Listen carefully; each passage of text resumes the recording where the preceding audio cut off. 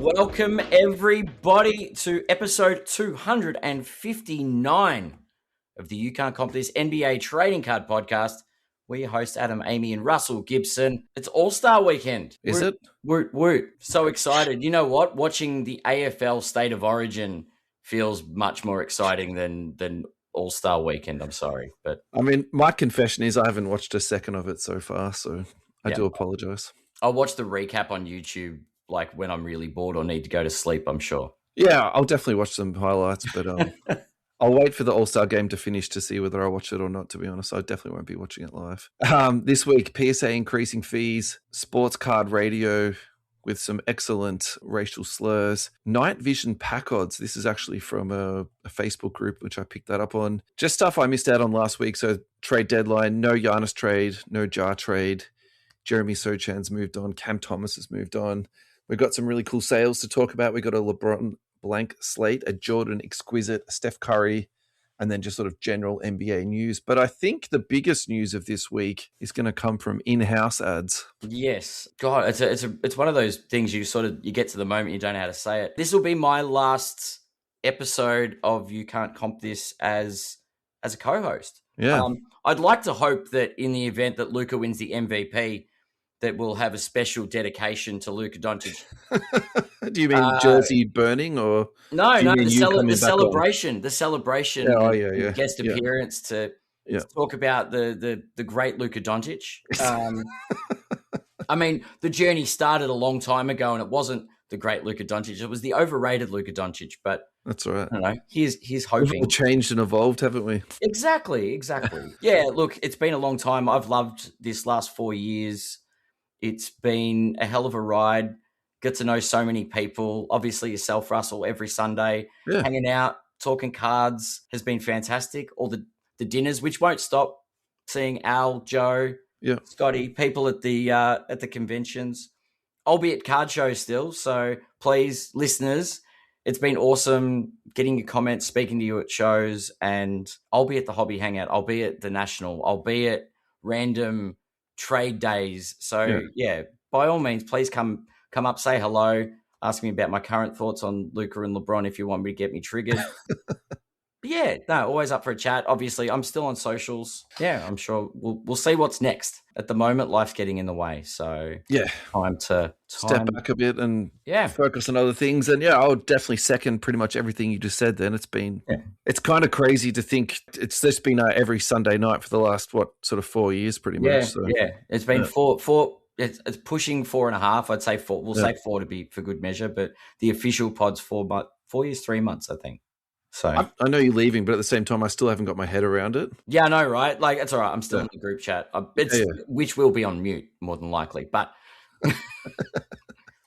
because everybody knows that I have that on mute. Anyway, without further ado, let's get on to it. Yeah, let's see how many segues we can get to in my last appearance. That's it. I love a segue. Look, I think the best thing to start with then really is just PSA increasing their grading prices. So effective virtually immediately. Yeah. February 2026, they've increased their pricing. So I can run through a couple of the prices. I won't run through every single one, but under $500 bulk was $45. Now it's going to be $50. These are AUD prices, by the way, people know. Under $500 plus, so it's gone from $85 to $95, and then under $1,500 US has gone from $150 to $165. So I think, the actual dollar value isn't a huge amount of money, depending on the card that you're grading. So if you're grading low end, it's a really big deal. Yeah. If you're grading high end cards, I kind of feel like you're not going to notice this almost at all. And so I think this particular, the way they've done the fee increase, it's very much to deter people sending in all that low end stuff, which I feel like we've had this conversation at least once before, maybe even twice before. Yeah. And so it's all bad. It's one of those natural things. Like, it's always going to happen.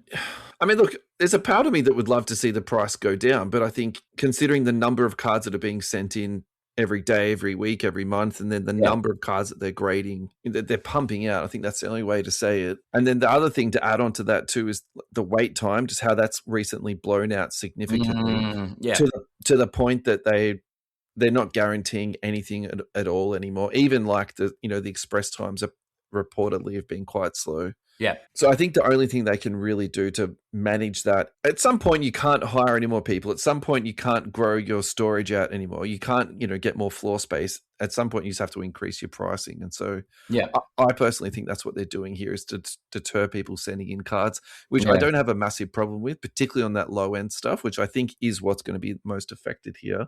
It's interesting that it's just PSA, because PSA, given they own the other two, could increase Beckett's pricing, could increase, who's the other one they own? It's GC. Yeah. Well, I think the reason for that is they're busy burying them rather than making them more profitable.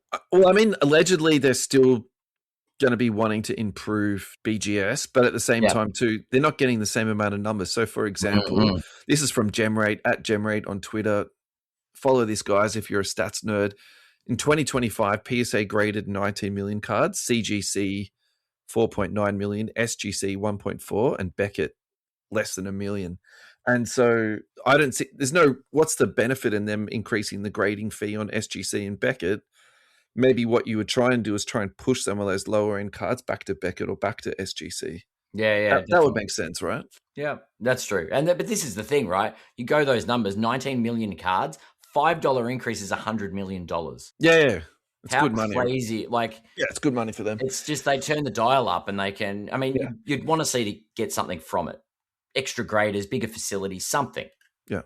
Or they got shareholders and people that have invested into the company. Those guys have to get rich somehow.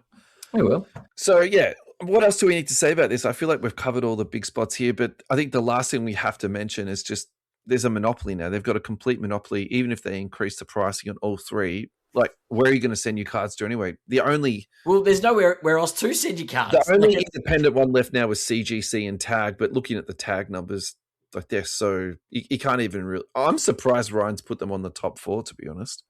Well, you've got to put whatever's next, I guess. I mean, but it shows if the bottom couple in the top 4 are questioned as to why on earth you're even putting them there, that just gives further evidence to the monopoly we've got.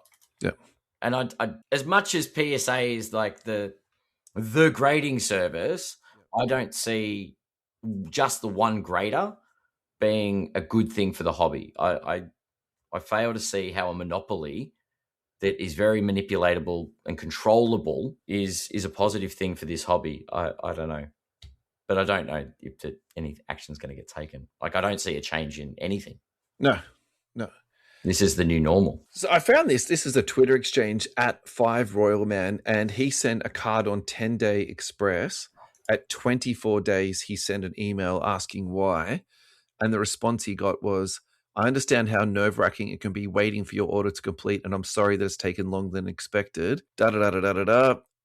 Please keep in mind that all processing times are estimates and not guaranteed. So an order may complete before or after the estimate based on factors such as submission volume, capacity, and other unforeseen circumstances. Hang on. What 10 days, and they're saying it depends on anything. No, It doesn't matter. If you're in the 10-day service, you get put to the top of the pile. Well, the next thing that I think is interesting, though, there is no set processing time for each step tracked in the status bar. So please don't be alarmed if your order remains at a particular step for an extended period. It is due to the current volume of submissions that PSA is receiving and processing. So, that's an ultimate sort of get out of jail card for me for free. And I haven't actually put this into the run sheet, but this is probably the perfect segue now too. There was a video that came up on Instagram this week where a guy paid goods and services for a whole bunch of Pokemon cards. Yeah. And PayPal have just recently put in a new T&C to say that if you're reselling the item, they won't honor the goods and services insurance component. So he got dudded out of his money for the cards. The guy never posted them. And when he went to do a chargeback, they said they wouldn't honor the chargeback just based on him. So it's buying resold goods. If you're buying it to resell it and they know that, because he's a well-known card flipper within the community, they said then that particular transaction doesn't meet the terms of PayPal goods and services. I would think that's very, very grey and would scream legal action, because that doesn't seem like it would be a breach of terms. If you're buying anything, whether what the intent to do afterwards, that doesn't seem. I think that they've had an enormous amount of problems with trading cards over the years. Chargeback stuff with trading cards is cooked. I think for for PayPal's it's not worth their while. So this is just something to protect them and their own business interests. But it's just another way to get scammed in the hobby. That's how I feel about this.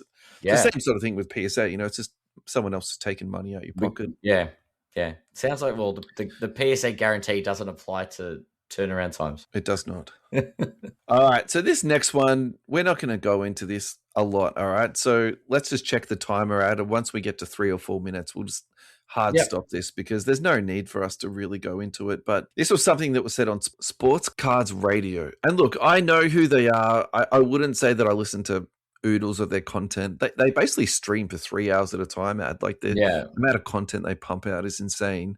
Yeah. And they were responding to PackMan putting pressure onto people to buy into remember that massive, we've talked about this, the 20 case break that they did of midnight when the single player spots were 5,000 plus, and then he was freaking out. You're just losing his mind, like having a bit of a break. I pay money for, like, it's the vendor attacking the customer. Right. And so there was a lot of fallout from that. And then so the response from Sports Cards Radio was that to essentially name call him.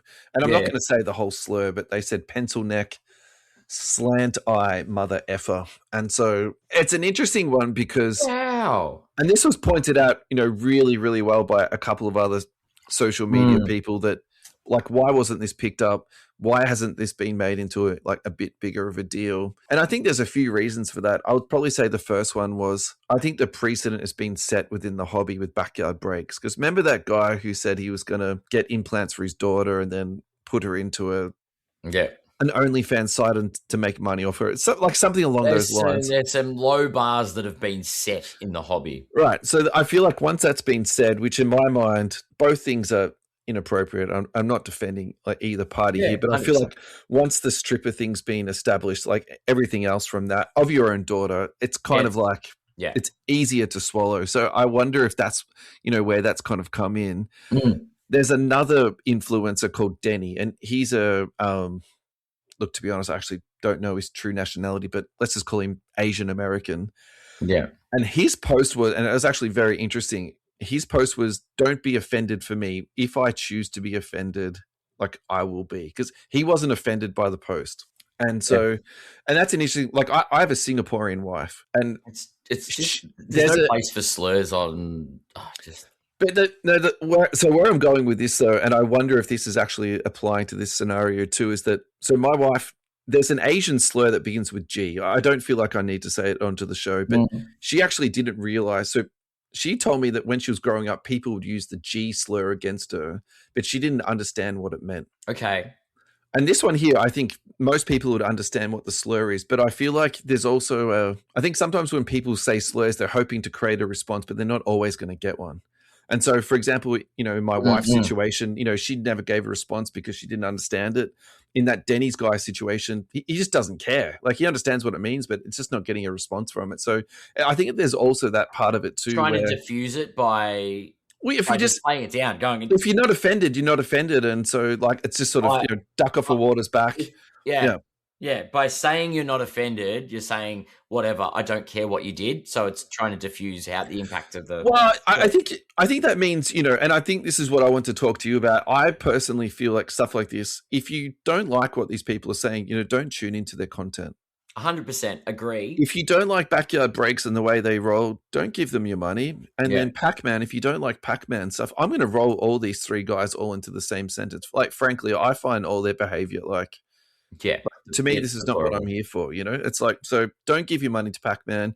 Don't give your clicks to Sports Cards Radio, and don't even join Backyard Breaks' feeds. I mean, what are we talking about here? So I think the only minor difference is that when someone in a public setting, and these streams are relatively public, when you make a racial slur, it's not about the person, it's about the race. So anyone from that race can be offended. Yeah, and that's where the impact comes from. So.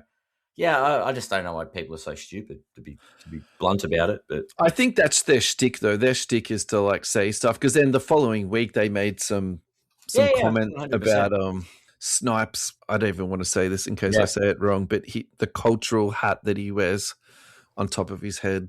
So like they're back at it again, less than Yeah. a week later. Like that's Trying just to be their stick. controversial to try and get reactions because all publicity is good publicity. All right, we've done that, haven't we? That's enough. We went for 5 minutes, but Did we really? I think so. Yeah, right. Let's go to a commercial break. And I think this week we need to start with Neon.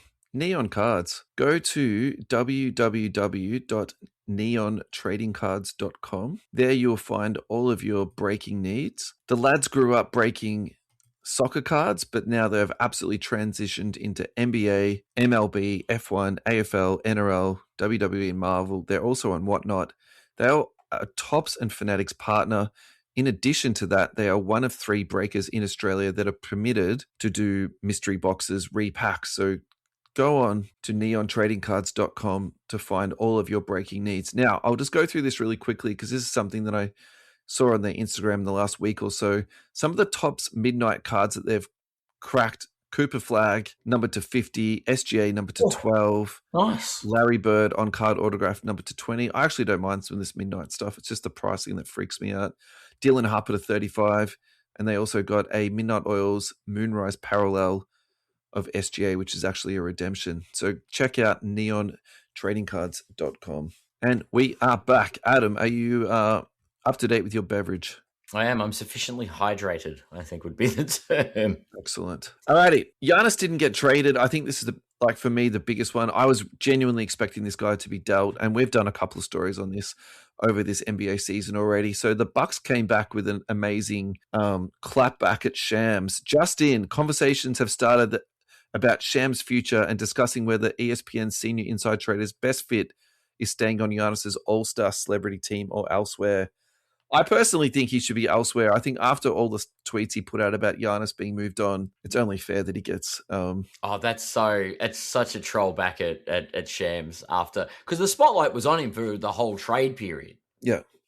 Now, we know that Milwaukee had said he's on the block, but they're not chasing a deal. They weren't happy with it. They're going to get more offers at the end of this season. This is the whole thing. A lot of teams were doing what they were doing, free up cap space and do all the rest of it. It's just the best thing in the Milwaukee Bucks, in their interest, to wait until the offseason. Wait until everyone can put their hat in the ring. So do you believe that they just didn't get the offer that the Bucks wanted? Or do you believe... I think Giannis wasn't happy about what was put on the table. I think there's a lot of talk around it because the optics for Milwaukee have to be good. So did you hear that rumor that he's joined Kelce as a shareholder? Oh, interesting. Do you know what Kelce is? No. Before we go too much more? All right. So basically what it is, it's a betting loophole where it's not a gambling platform because you're not actually gambling on outcomes. I'm not even sure of the right word. It's an opportunity thing where you can place money down and it can be on things. So for example, will the president say what 3 times in his speech? And if that happens, then you can claim money back on that. The other thing too is degenerate gambling. You put the money up and then people can then bet against you. So he's become like a shareholder in that. So the rumor around it was Shams has. No, Giannis has. So the rumor, like the deep conspiracy there is that he created all this trade rumors. People put money up against it. He took the money the opposite way and then became a shareholder in it and then was like, promoting himself into that. To be fair, I think Giannis earns enough money not to give a fat rat's about winning money on stuff like this. But I would actually beg to differ on that, right? Because how many of these NBA players, like Billups? Oh, yeah. We know the gambling habits that some of them get into. Jordan was a degenerate gambler. So Billups has vaporized. When was the last time you heard the word Chauncey Billups be murmured in NBA circles? Yeah, true. Like, he just hasn't come back. Yeah. No announcement. No, like, there's an investigation pending. We're looking into this. We're doing that. We're giving him counseling. Nothing. Gone. For all we know, he could be in like the bottom of a river with concrete attached to his ankles. Yeah, but the amount of money Giannis is on, like, I just think it's Giannis.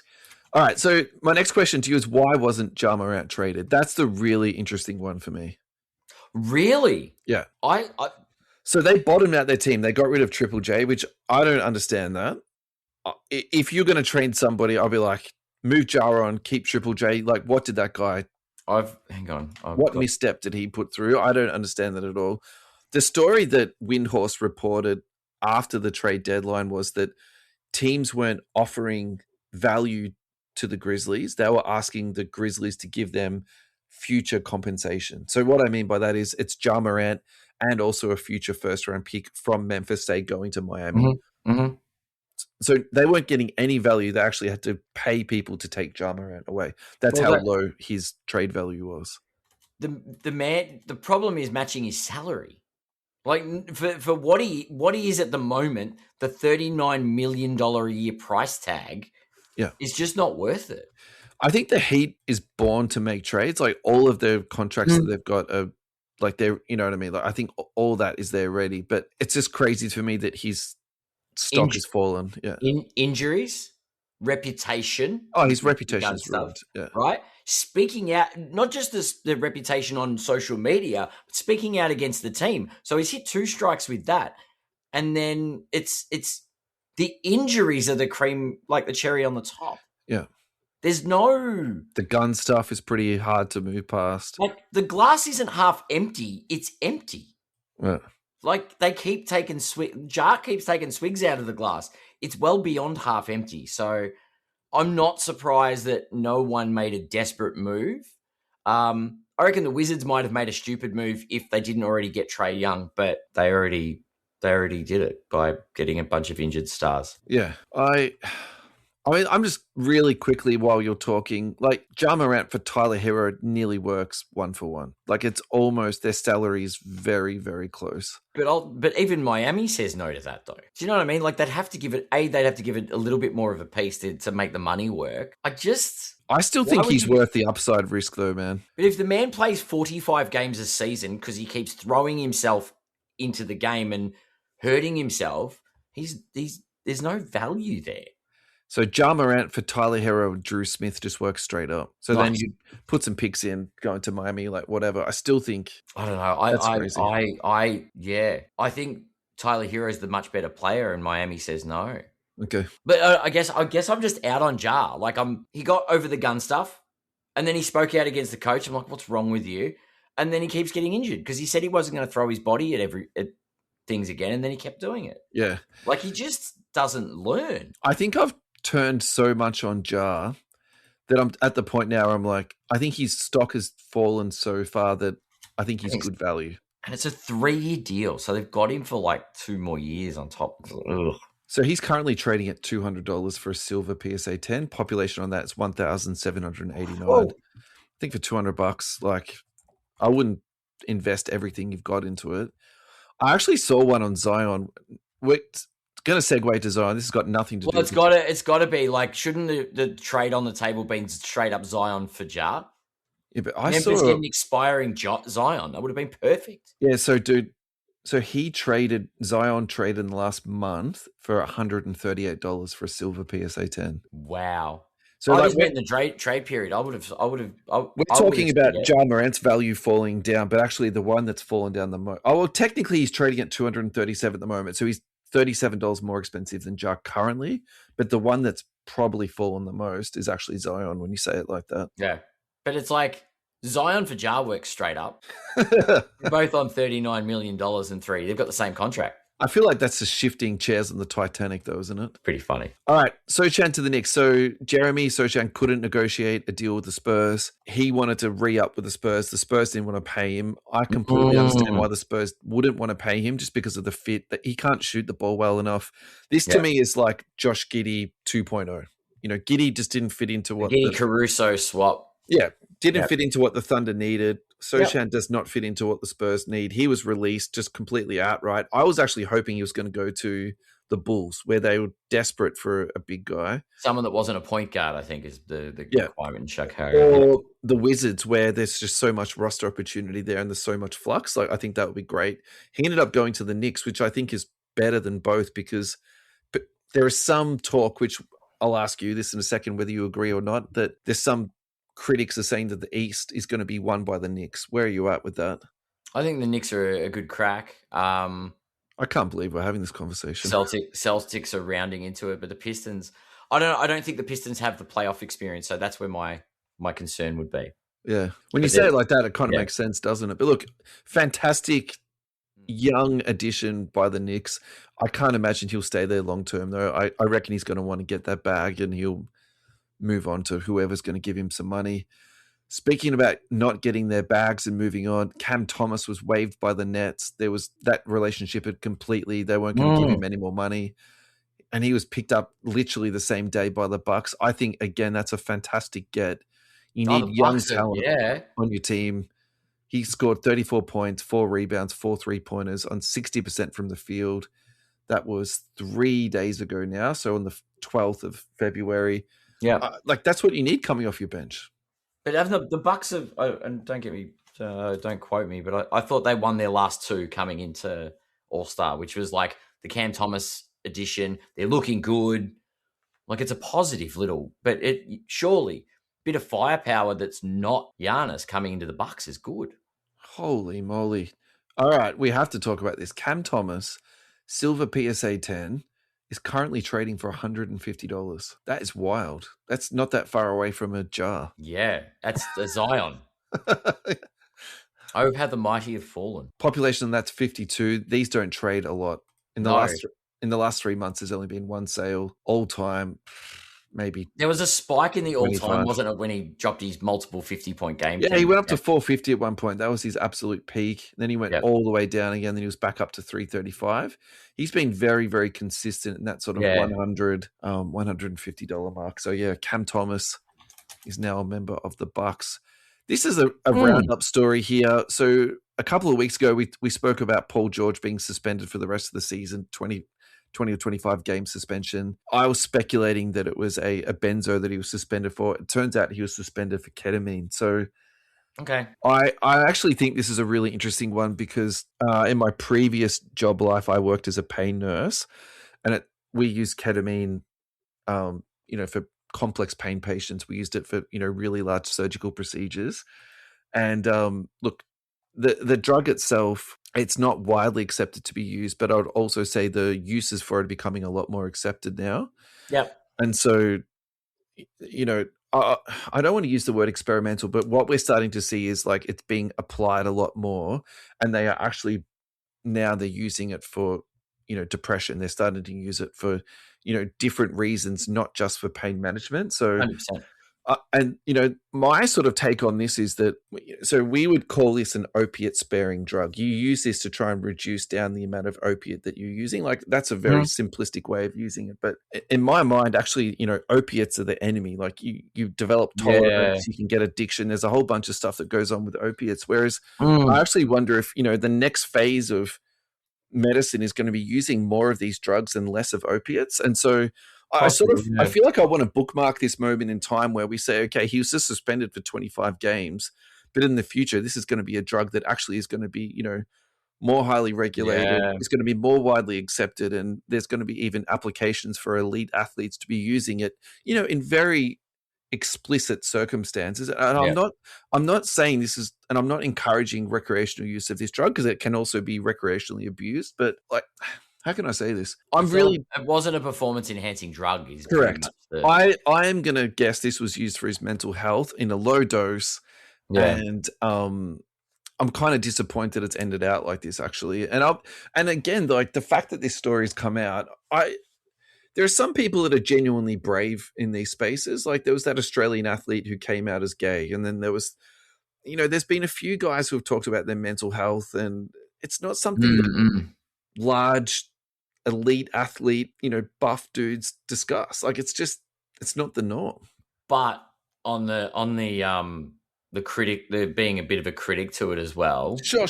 There's the appropriate, because he didn't declare, he knew what he was taking, he knew it was banned. So it's like not trying to get around the drug test side of it. Like if I get caught, I'm screwed, but I'm just going to do it anyway. Like, I don't know.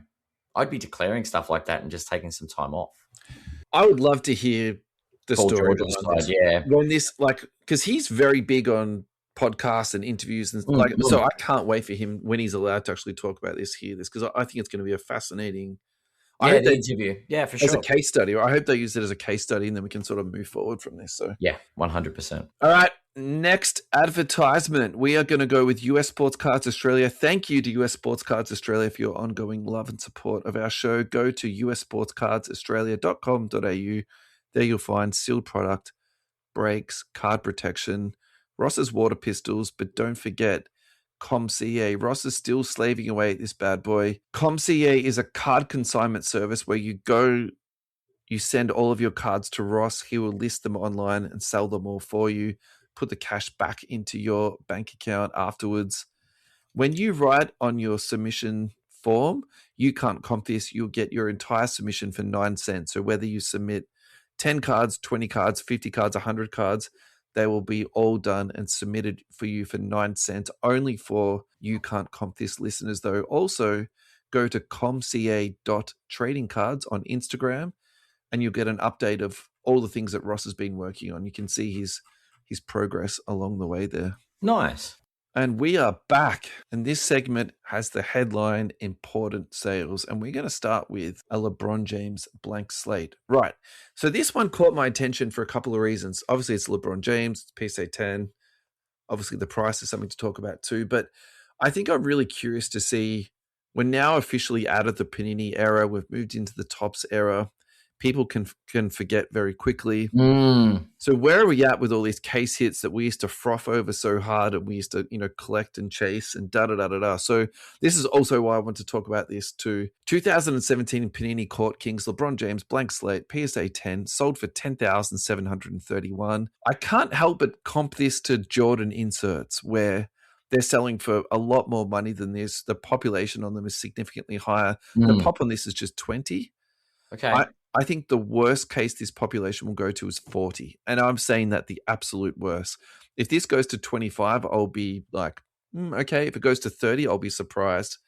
So, we see cards with much, much higher populations on this. Is blank slate one of the ones that you put at that second tier then for, we've talked about Kabooms being the PMG, talked about Kaboom and Downtown being the two big ones. Is blank slate sort of that next tier, but expect the big players to go up? I think some of the blank slates are just as good as the Downtowns, if not better, depending on the card.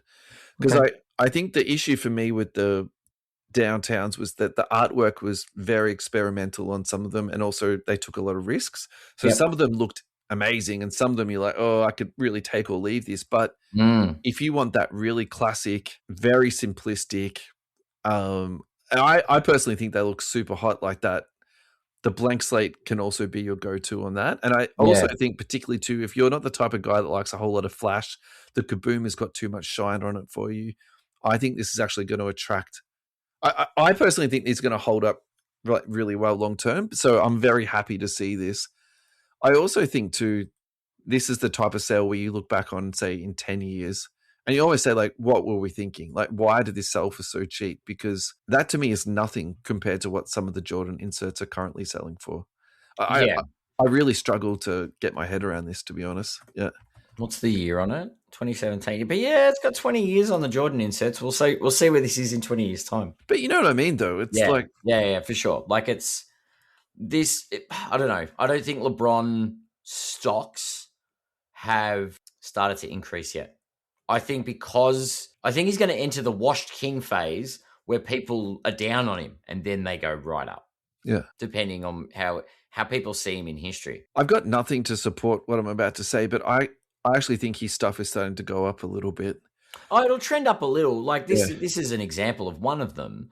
But I think LeBron's very concerned about LeBron's final narrative. I don't think he has to be. I think he just needs to be dominant. He got a triple-double the other day. He's performed well. Go out on a high. Or go out. Like, if next year's not the last year, I'd be surprised. And I also wouldn't be surprised if this year's the last year. But yeah. I think he needs to not just fumble to the finish line. I think he needs to draw a line in the sand and go, it's the end of it. So people can start appreciating the great things he did over the years. All right, we're segueing into LeBron conspiracies now. Do you think that he's going to wait for an expansion team, go to that expansion team? Can't wait that long. Play for it with his like two other sons at the same time and then become an owner. He might come out of retirement to do that, but I think I think next year in Cleveland is the one that makes sense. Cleveland or Miami, but one of his previous teams, he will. I'm pretty sure third chapter in Cleveland to say goodbye. Yeah. Alrighty. Going from one GOAT to the next, 2006 Exquisite Collection, Michael Jordan, limited logos, numbered to 50. This is being graded by Beckett, BGS 8, autograph 10. Mm-hmm.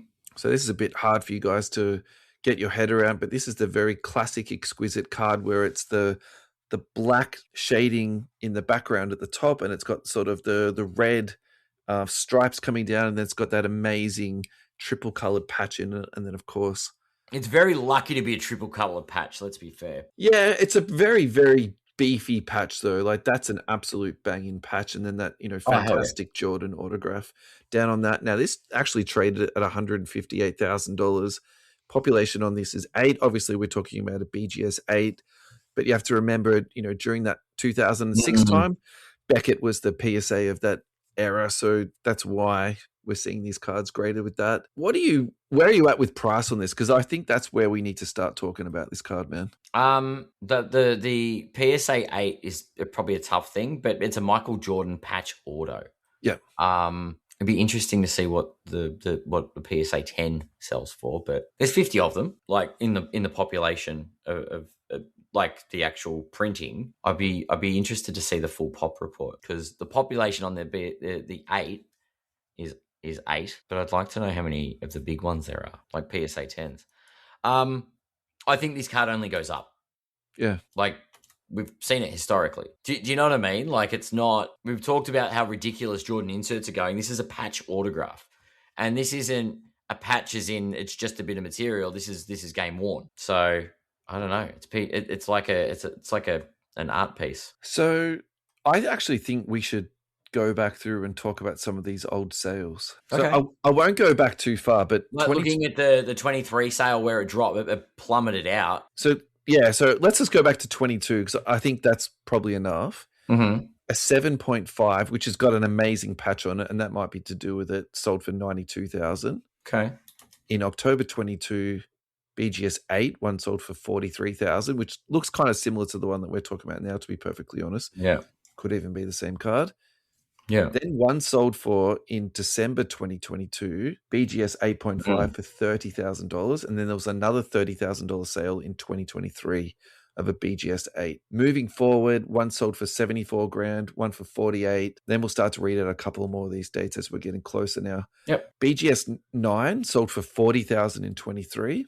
Yep. BGS 8.5 sold for one in 2024. In June 2024, a BGS 8.5 sold for $23,000. Yeah. I'm not even too sure about that price. I wonder if that's wrong, to be honest with you. Then in January 26, a BGS 8.5 autograph 10 sold for $122, and then we've just had this sale here. So they are going up. Yeah, but I've got the full. I've just pulled the full pop report of this card. Hit me, get me. All right. So there's 2 SGCs, and they're graded as 6. There are 10 total PSA graded cards. There are 2 6s, 2 5s, and 6 authentic. This is how hard this card is to grade. So if you're getting an 8 or an 8.5, that's pretty much top of the mountain then.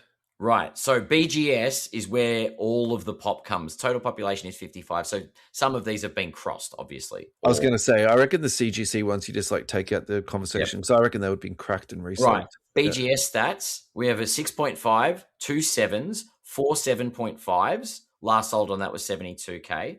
We have the 8 BGS 8s. Last sold, obviously, 159. We have 15 8.5s, and we have 13 9s. No 10s of this card, or 9.5s for that matter. I want to talk to Ryan about something like this, because I find that population report, I don't believe that.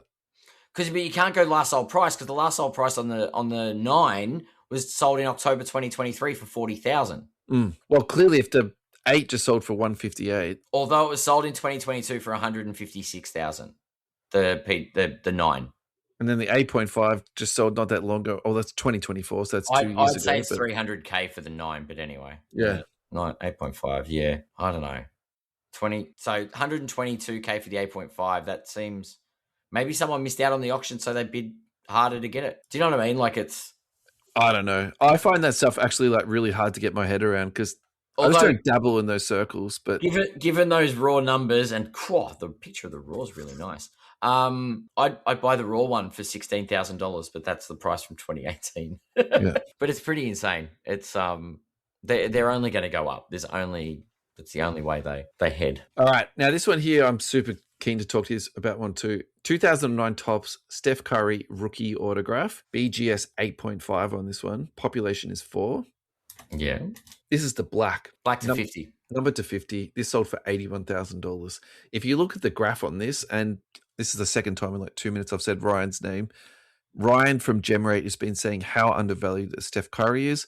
So I feel like this is just another example of how Ryan's been right all along about this. 100%. It's a straight line up. That's gone from $30K all the way up to $81,000.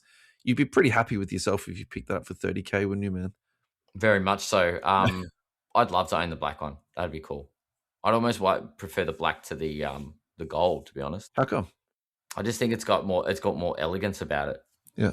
Black bordered. And the one of ones are black. Not this is chrome, but do you know what I mean? Yeah, yeah. But I like it. I think it's a sleek, elegant. I mean, you'd want it in a high grade. You wouldn't want it dotted and scuffed up around the edges, but it's a nice looking card. I feel like I'll take anything, to be honest. Yeah, exactly. Yeah. Well, yeah, I feel like a lot of these cards, so they're really getting out of reach, aren't they? With some of these 100%, prices. 100%. Yeah. So where I sit with a card like this, I'm happy for the guy. Like, congratulations, whether you bought it or sold it, whichever the side of the coin on. I think if you bought it for 30 and sold for 80, like that's amazing. But at the same time too, it's like, where do you go with this? And you've been buying some of the other Steph Curry rookie cards, and I feel like this is a really good time to talk about that. So it's like, if you don't have $80K to spend, where do you spend your Steph Curry cash at? Yeah. It's just like, just try and get anything. Start at the very, very lowest rookie available. Yeah. And then my goal is to upgrade every rookie I've got of the players I want. Is whatever I've got is what I've got, and then that's a slot on my mantle, so to speak, to go. My Curry rookie is going to get upgraded to that rookie if I can afford or can come. Which rookie card of Steph's did you pick up? It's like the Prestige or something. Like it was as a base. It was not. Yeah, it's not a very well renowned one, but it's still a rookie card. There's actually a PSA 10 of that black. Yeah. So population on that's 1, and that hasn't sold for 10 years. No one is moving that. Yeah. So that sold for $9,000 10 years ago. So imagine what that would be selling for now.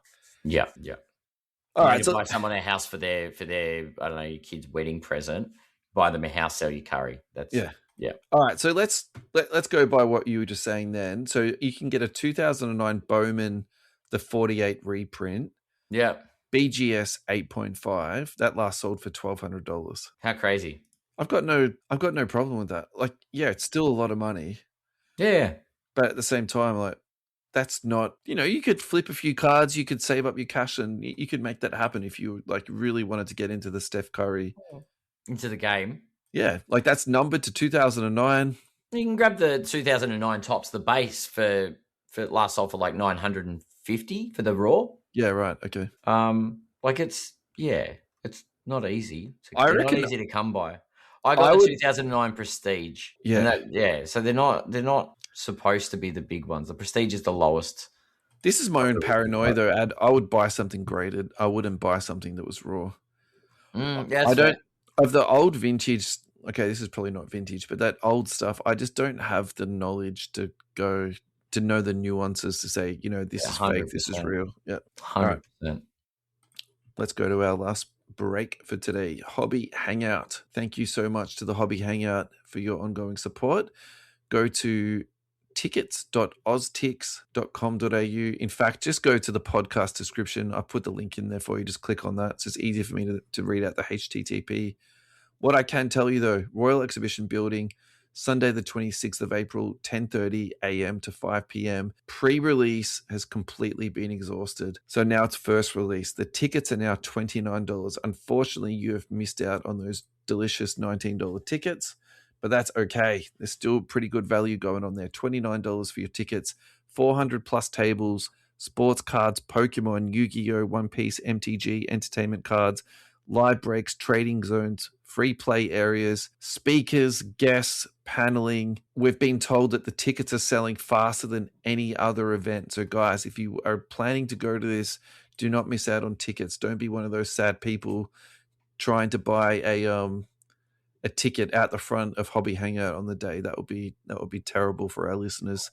Thank you so much to Hobby Hangout for your ongoing support. All righty, we're back at. All right, you want to talk about Damian Lillard and the 3-point competition? I'm going to leave this to you because I know nothing about it. I've not watched it. I haven't watched it. I just saw a Shams post. I just saw a Shams post. I had a laugh. It's going to be a somewhat of a dummy spit.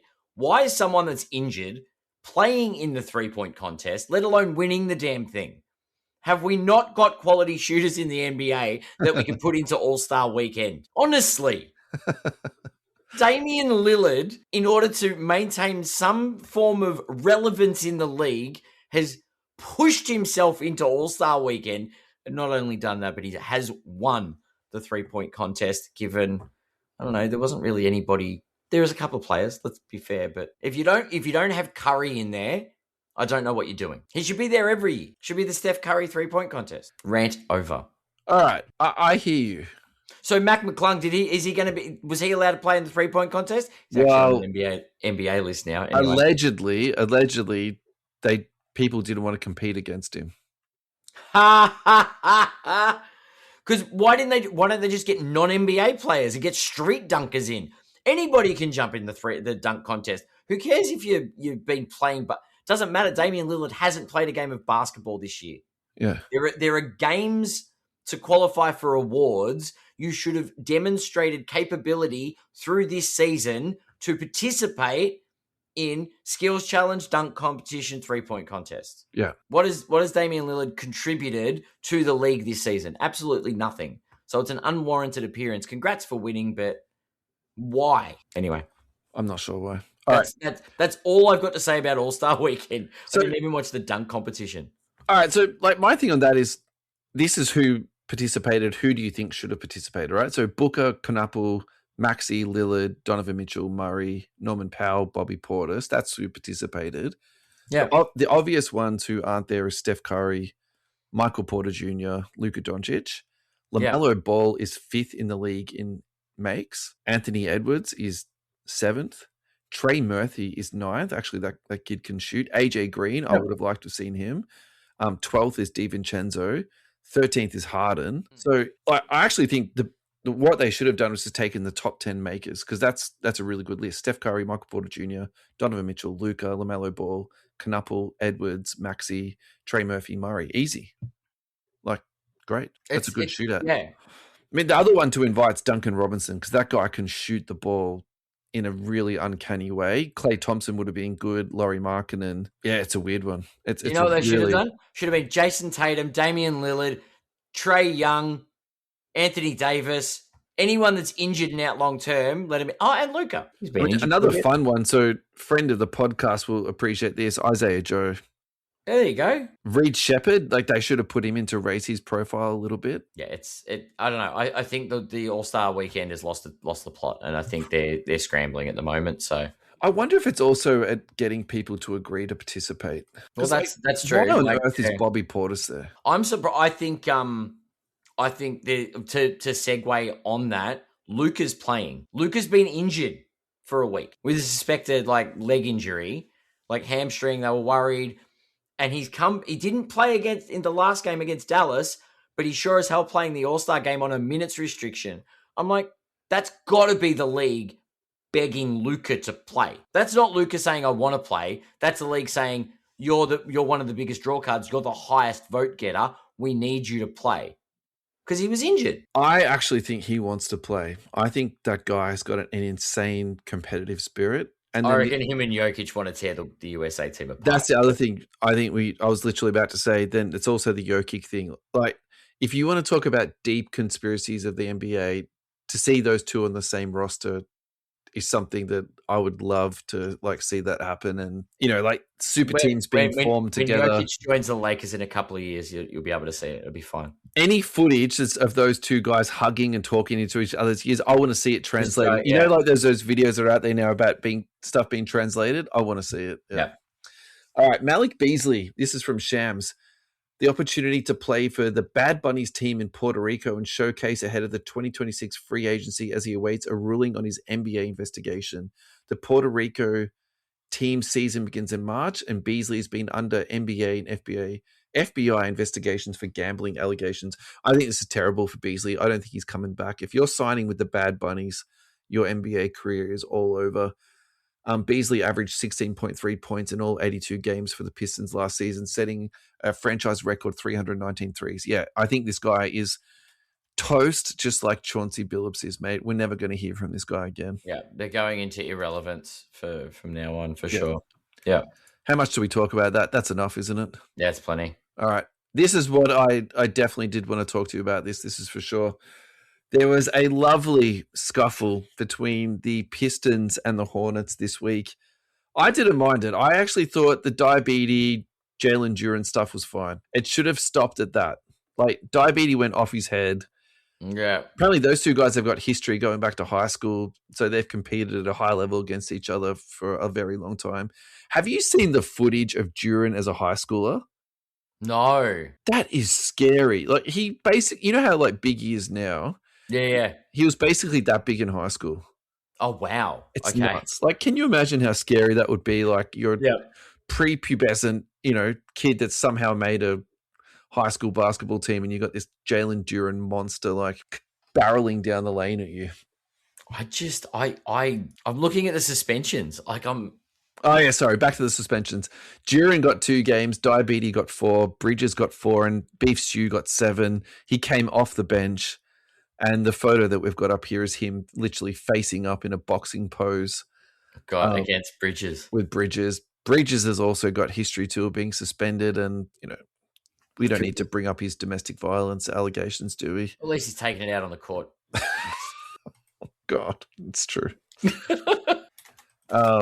Yeah, look, expensive tussle, to be honest. Very, very. Well, the Pistons are still sitting proudly atop of the standings in the East. So the precedent for this has been set, though. So Alvarado got suspended last year, 3 games for coming off the bench. So I think double +1 is more than reasonable for Stewart. You remember him chasing down LeBron that time. It's not the first time this guy's carried on like a pork chop. Yeah, it's true. While we're on Jalen Duren, shall we? Speaking of, I think we absolutely should. Love this guy. Jalen Duren, 1 of 1 Black Prism rookie card. Last sold on the 5th of February on Alt for $25,600. Bargain. You like it? I like it. Okay. I like Duren. I've been on Duren for a while. Like, he was going to be like one of those side PCs do you know what I mean? Like, it's like, I think this kid's going to grow, and I think he has. Yeah. Obviously he's overshadowed by Cade in his role on the team. But he's so serviceable. I think he's a really good big in the league. He's found his spot. He's a good big. He's an all-star. I'm not taking any of that away from him. I think my concern with Duren is that what I would apply to every big man in the league. Yeah. Take Kristaps Porzingis, for example. Yeah, true. He's one of the most talented basketball players maybe I've ever seen. Like, the talent that guy has is insane. You 100%. can pick up one of his rookie cards for $50 now. Like, no one really cares about big guys who are good at boxing out and setting fantastic screens. I think that's a little bit of the problem with all of this, is that he's young though. He's young. 2022. I'm trying to find his rookie card. It's really hard. He's not on Card Ladder. He's not on Card Ladder. I wouldn't go too hard into it. It shows you, but like the 1 of 1, it's a 1 of 1. It's not the Nebula. I'd be more impressed if it was the Nebula, not just the black. Yeah. The black looks really good with the blue and red trim. All right, I found one. Jalen Duren rookie card from 2022. This is the cracked ice one. PSA 10. This is selling for $90. Look, actually, man, at that price, that's pretty reasonable, isn't it? Yeah. I think the problem with guys like this is, what's the upside? You know, you 100%. you might make some money out of it, and that's fine. And you know, I think all your things you've said, it's right. They're going to be on a good team. You know, maybe they make the finals, but it's like, okay, here's another one here: a blue ice, which is numbered to 125. That's sold for $330. Card Ladder validates that value, so that's always a good sign when you get that right. And that just sold actually just literally 2 days ago. So that's a very, very fresh sale. Very. Really quickly, Darren Fox has been named an All-Star. This has got nothing to do with me loving Darren Fox. This is just a really important piece of news that has to be included. He's been named as an injury replacement for Giannis, actually, of all the people. Could I just say that means they chased Fox? He wasn't attracted there. Is that the legends don't chase, they attract? I wasn't sure if you were making a Fox reference because they run fast. Chasing the Fox. There we go. All right, what should we finish on this week, Ad? What have we got? We don't have a Kobe or a Jordan to finish, do we? I don't, but I do have a Luka and SGA dual autograph if that takes your fancy. Oh, yeah, we've got one superstar and an SGA on it. Yep, cool. Alrighty. Why don't you take us out, Ed? All right. So finishing up, we have, what's the Eminence? I'm like, what set is this?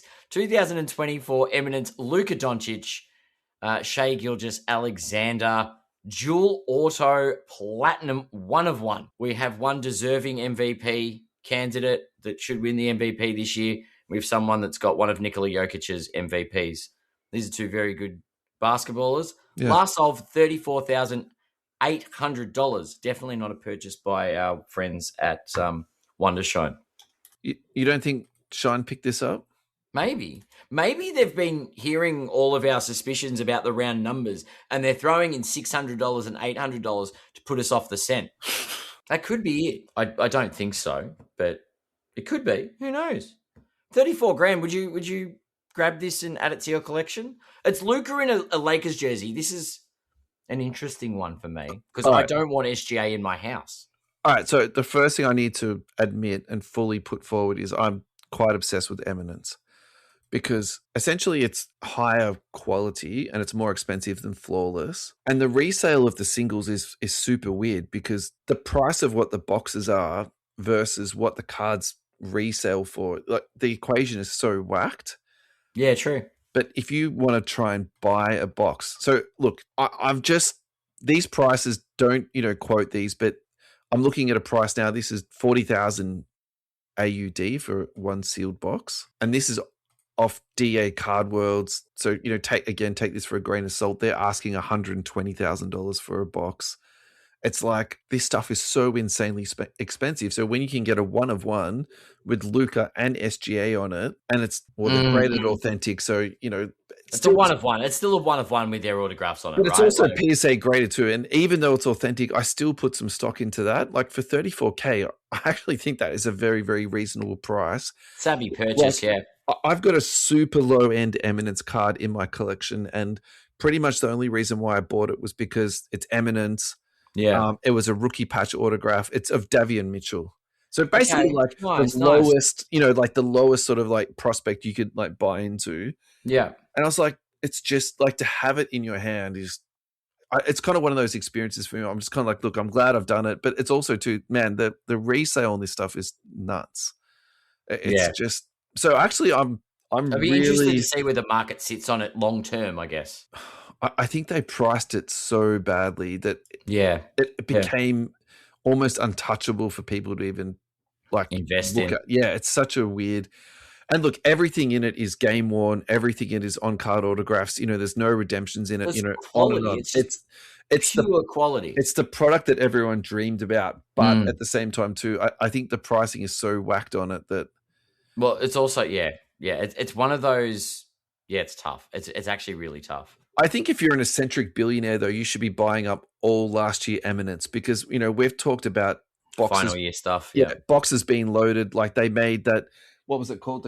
The Chronicles or the, what was that? Silhouettes. They made silhouettes. And basically they had so many patches left over that they just made this product and loaded it with patches. So that 100%. Was a fantastic product that people loved. Multiply that on, test and steroids. Yeah. And that's what you've got with Eminence. So it's like, super interesting. Yeah. Final thoughts, Ad? final thoughts. It's been real. It's been a ride. Yeah. Thank you for the last 4 years and man, you too. Change. Yeah. And who knows like what the future brings if I jump out behind the microphone again at some point. Yeah. But yeah, I'm sure if Luca wins, we'll be in touch. We'll be in the group chats. But yes, I'll finish up just like Giannis. Legends don't chase, they attract. So to being attracted at some point at a hobby hangout or a national. But yeah, thank you to all the listeners. I look forward to seeing people at card shows. Yeah, man. They're going to miss you for sure, man. Yeah, for sure. And yeah, thank you and all the best for the future of the pod because yeah, it's in good hands. Thank you, man. Appreciate it. See you, everybody.